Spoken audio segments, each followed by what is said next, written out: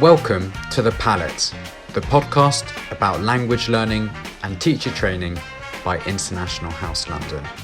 My name is Ted, and in this English language episode, I will be speaking with my colleague Laura about Wales, and she will tell us about Welsh food, the language, and the differences between England and Wales.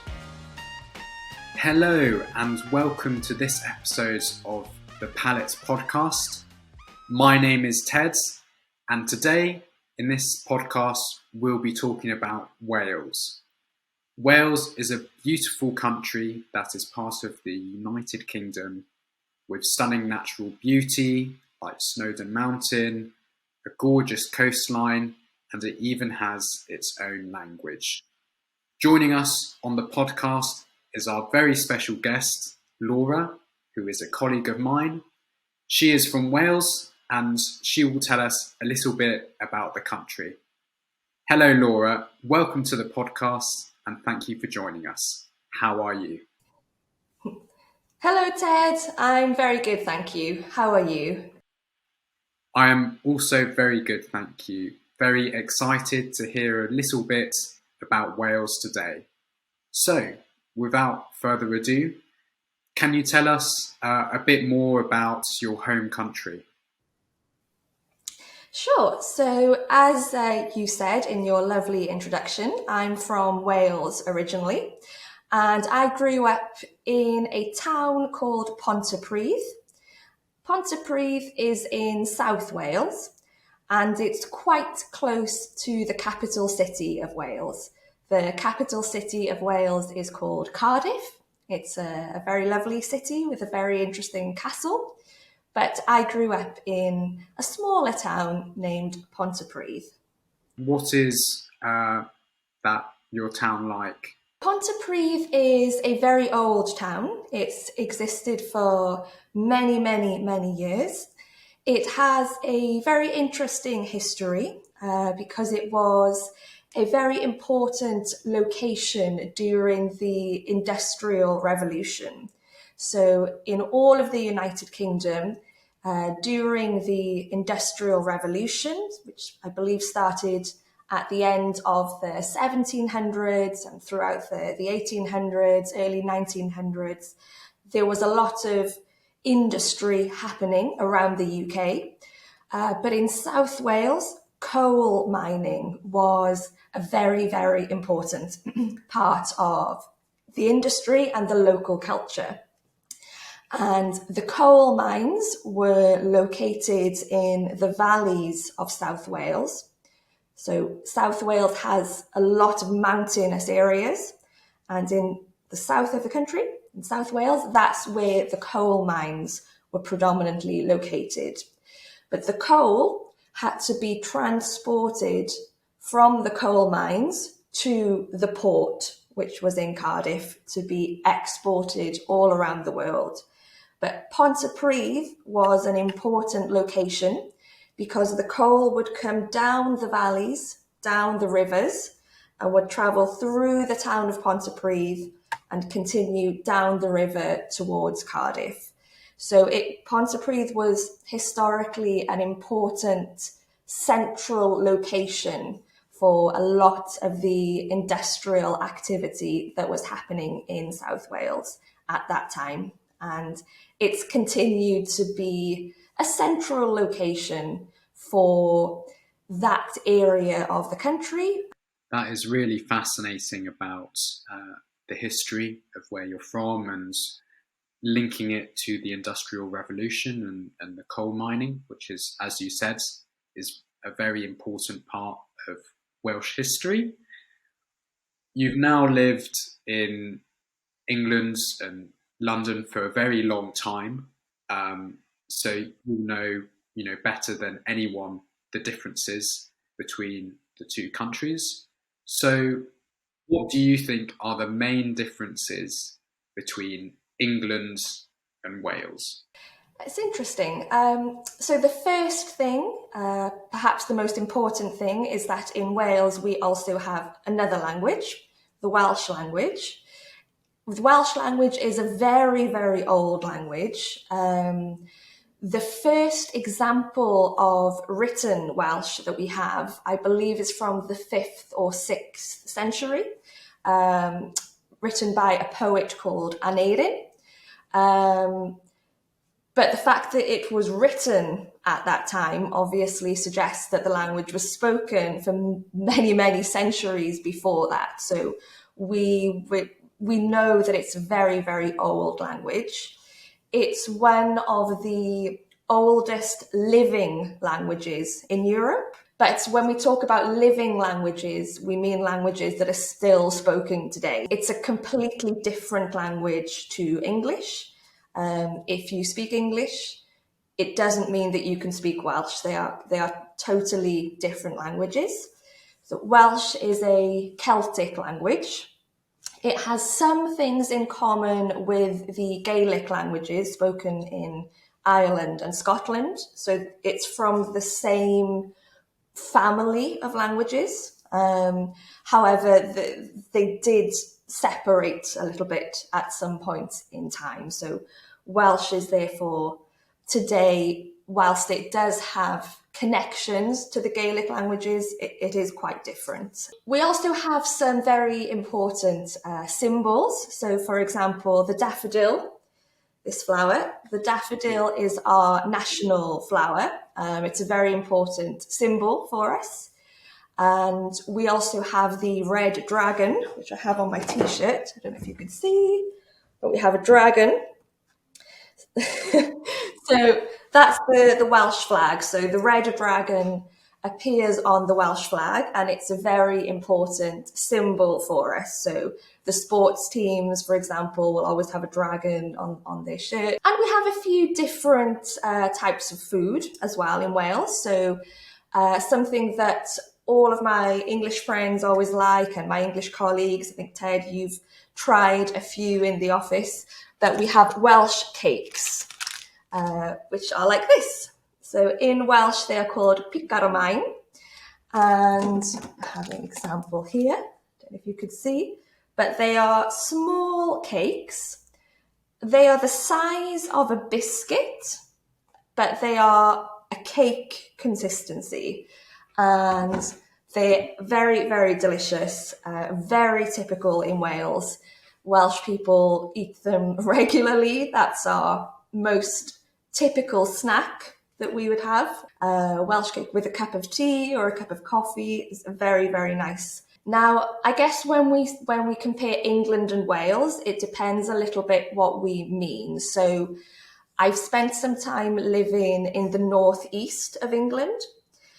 I think there are some similarities in day-to-day life between Wales and certain areas of England. So the northeast, Yorkshire, for example, parts of Scotland, particularly with how friendly and chatty people are. So if you're on the bus in Wales, and I imagine it's probably the same in places like Yorkshire in the north of England, if you're on the bus, you can speak to the person next to you. That would be a very normal thing to do. Or on the train, in the queue in a supermarket, chatting to people you don't know would be quite a typical thing to do. However, if we're comparing London and Wales, they are totally different worlds. They could not be more different. London, I think, has more in common with other big cities in the world, possibly Paris, Berlin, New York. There's a different ambience in big cities, I think. So London and Wales, totally different, but Wales would have some things in common with other more rural parts of the UK. That is a fascinating connection you've made there. London, as you said, is a very big city, very multicultural, lots of different nationalities, influences. So it is very cosmopolitan, as you would say. Whereas, Yorkshire, the north of England, is famously very friendly. People are more approachable. They're very chatty. So for any of the listeners coming to the UK to study here, if you go up north, you will notice straight away that the people there are very different to a lot of people you'll meet in London.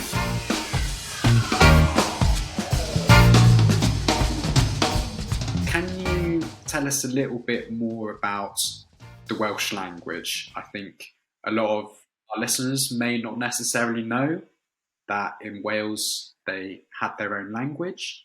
How many people speak Welsh in Wales? So it's hard to know the exact number, but it's estimated around about 600,000 people speak the language. It's becoming increasingly spoken amongst the younger generations. So if you go to school now in Wales, you will learn Welsh. Wow. 100%, you will learn Welsh. When I went to school, for example, I started going to school in, 1991. Now, at that point, it was still, there had been throughout the 1980s a real push to try and encourage more people to learn the language. At that point, it was considered a dying language. There were less and less people that spoke the language. So during the 1980s, there was a huge push to try and encourage more people to learn the language and to get more children learning the language in school. So when I went to school, to primary school in the early 1990s, it was still quite a new thing. So perhaps people my age are some of the sort of first people to be part of that new initiative of learning the language. So I can't remember not speaking Welsh because I would have started to learn it in nursery when I was 2, and then in primary school from the age of 3 onwards. So I have always spoken the Welsh language. Other people my age might not necessarily. It depends on the kind of school that they went to, because it was still, I suppose, a developing initiative at that time.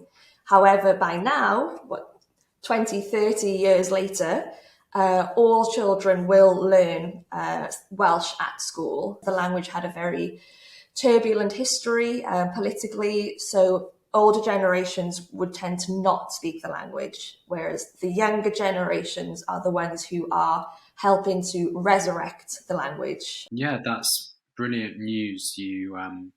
We often hear about cases where languages are dying out and fewer people are speaking them. So it's fantastic that in Wales they are encouraging younger generations to learn the language. It's an important part of Wales's national identity.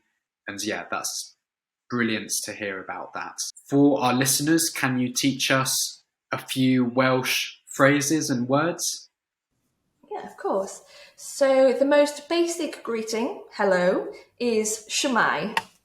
So people will say shwmai. And one that you might come across as well, you might hear it, particularly if a Welsh person is on the television, on English television as well, they might say bore da.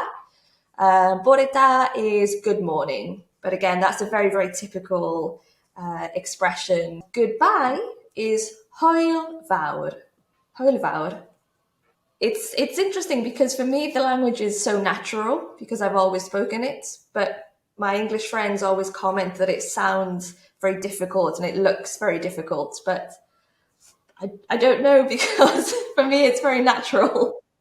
As someone who has never spoken or learnt Wales, it sounds very beautiful and almost musical in a way, but it's not very phonetic in that I see it written down and I pronounce it completely wrong. I guess there's a lot of people who are learning English as a foreign language can relate. English isn't a very phonetic language, and even for people who are used to that, we find Welsh quite difficult. See, that's a very interesting thing because my English friends and colleagues, they'll often say, oh, Welsh, it looks crazy, it's not phonetic. However, it actually is very, very phonetic, but you have to know how the letters are pronounced. So there are a few interesting things. For example, W, Y, and H are considered vowels in the Welsh language. So that's why English people will often say, you have whole words in Welsh with no vowels, it's just consonants. But it's because W and Y and H, which is an interesting one, are considered vowels. So there are vowels in Welsh words, but it's because in English and perhaps many other languages, they would be considered consonants. The Welsh alphabet is much longer than the English alphabet because we have extra letters.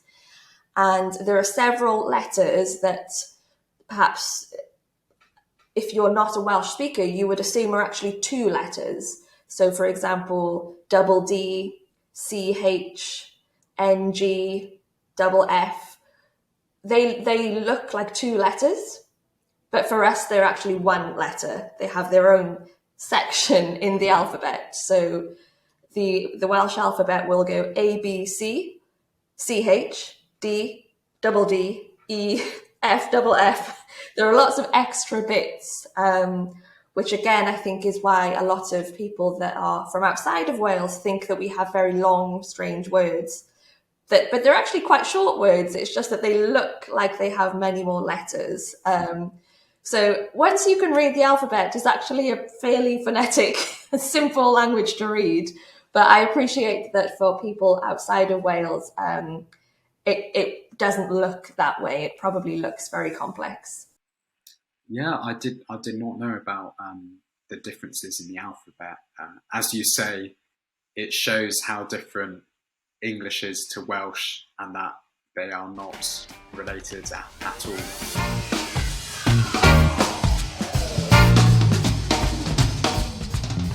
I want to talk a little bit about Welsh foods now. You showed us Welsh cakes, which you have brought into the office many times, and I absolutely love them. They are delicious. Can you tell us about some other typical Welsh foods? This will be something that people from England, Scotland, and Ireland are already aware of, but the vegetable, the leek, is very, very typical. And along with the daffodil and the dragon, it's also one of our symbols. So the leek vegetable, it has some historic origins whereby I believe during the medieval times, where there were always lots of arguments, let's say, between England and Wales, lots of fighting. I believe the origin is from that time, and I think what the Welsh soldiers used to do in order to recognise each other was to put a leek in their helmet so that the Welsh soldiers could work out who the other Welsh soldiers were during the battle. I think that's the origin. I'm sure there might be somebody who'll comment and say that that's not quite right, but that's what I've read somewhere, is that it was they put the vegetable in their helmet or on their armour, and that helped them recognise the other Welsh soldiers during the endless battles during medieval Britain. So it's a food, but it's also a symbol for us. So on St. David's Day, which is our national day, the 1st of March, people will wear a combination of daffodils on their clothes, but also a leek on their clothes as well. But it's not just a fashion accessory, it is a food. So we have lots of dishes that involve leek as one of the ingredients. So for example, a leek soup, a leek and potato soup, is something that you would find a lot in Welsh restaurants, Welsh pubs. And perhaps our most famous food, aside from leeks and Welsh cakes, would be lamb. So Wales is famous for having lots and lots of sheep. That's the main animal that you would find in Wales if you visited. So lamb is a very popular meat in Welsh cuisine. So a lamb roast dinner. I mean, roasts are famous all over the UK, everywhere. But in Wales, a lamb roast would be quite typical. Other things would be, for example, something called cawl. So cawl is it's a kind of soup, a kind of stew made with meat and vegetables, but it's cooked for a long, long time. It's perfect in the autumn and winter, which can be very cold in Wales. A hot bowl of cawl is really, yeah, really, really good, really delicious, very comforting during the winter. And then, Wales has, although it's very famous for being a mountainous part of the UK, it also has a coastline going 3/4 of the way around the country. So in several coastal towns, there will be some other things that are more typical. So seafood, seafood-based dishes. So things like cockles, I think they're quite typical in the Swansea Bay area, West Wales. There's something called lava bread as well in West Wales, which people from West Wales will have to correct me, but I think it's possibly made from seaweed. I think. I'm not sure. I think it's some kind of bread made with seaweed, I think. And all over Wales as well, you will find something called bara brith. And bara brith is a kind of sweet bread. It's sort of like a cake consistency, like a sweet cake bread type of thing. Yes, bara brith, it's also very nice. An alternative to a Welsh cake, which is the number one cake. But it's also very nice to have, with a cup of tea, a nice slice of bara brith. So those would be our most typical things. But of course, Wales is part of the United Kingdom, so we will also indulge in many of the other British classics, such as fish and chips, or, in the UK, we have a lot of food from other countries. So Indian food, Chinese food, Italian food. We will, we enjoy a lot of that kind of food in Wales as well. Wow, I'm just hungry hearing about all that delicious Welsh foods. It's really interesting, the regional differences, the fish and cockles in cockles even in Swansea, and then the importance of lamb and the roast dinners. So really interesting. I'm very hungry now though, so I have a final question for you, Laura, about Wales. So for any of our listeners who might be interested coming to Wales, what are 3 places you would recommend they visit? Most visitors who come to Wales are coming for the natural landscapes. Snowdonia National Park is very, very famous. That's one of the highest peaks in the UK. A lot of people do something called the 3 Peaks Challenge, which has a mountain in Scotland, England, and Wales. So in Wales, the challenge, the peak is Snowdon, which is a mountain, but the whole national park surrounding it is absolutely beautiful, really stunning landscapes. Another place, again, it's a natural place. So Wales has something called the National Coastal Path, or the Wales Coastal Path.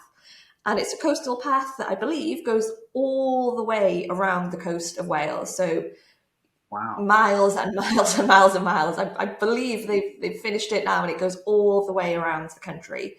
And the coastal areas in Wales are very, very rugged, very beautiful, very clean, very quiet. So it's a very peaceful activity. And the third recommendation is kind of lots of things in one, but Wales is very, very famous for its medieval castles and, well, Norman medieval castles, that are 1,000 years old. So there are lots and lots of castles all around Wales. So I can't choose one because there are so many, but if any visitors, if they just look on the internet, castles in Wales, they will see lots of different options and lots of different routes to visit the castles that are dotted all around the country. That's really, really cool. The mix of natural beauty and history. It's pretty easy to get to Wales from London, hop on the train to Cardiff, and then Cardiff, you can go everywhere in the country. But unfortunately, that's all we have time for today on this podcast. So I want to say a massive thank you to our special guest, Laura, for telling us about Wales, from chatting about Welsh cakes to learning about the Welsh language. I've really enjoyed recording this podcast, and I hope the listeners enjoy hearing about Wales too. So yeah, thank you very much, Laura, and we hope that you'll join us again soon. Okay, thank you for having me. Bye-bye. Thank you for listening, everyone. We'll be back next Tuesday for another English Conversation podcast, so make sure to subscribe to the PALLATT and tune in next week. See ya.